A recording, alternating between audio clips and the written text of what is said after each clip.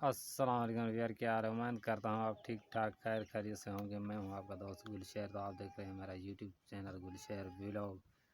तो आज आपके लिए इतनी चीज़ लेके आ गया हूँ कि आप उससे माइनिंग करके कम से कम 2 से 2.5 लाख रुपए कमा सकते हो।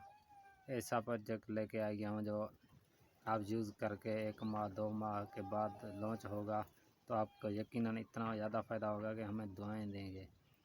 अगर आपको कोई भी ऐसी प्रोजेक्ट पे काम करना है, उसी पे दिलचस्पी रखते हैं, तो यह मुकम्मल वीडियो मेरी देखना और वीडियो को लाइक करना, चैनल को सब्सक्राइब करना। और जो है उस का नाम आपको बताता हूँ और उसकी तस्वीर जो है आपको इस वीडियो में दिखाता हूँ।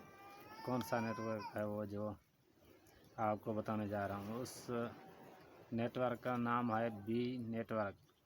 जो है वो कोइन है।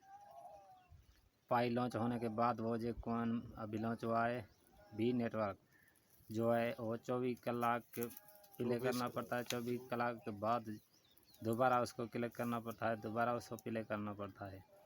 जो है बहुत बेहतरीन से बेहतरीन जो है एक कॉइन है। वो कॉइन इकट्ठे करेंगे तो जब वो लॉन्च होंगे आपको ज़्यादा से ज़्यादा मुनाफा देंगे।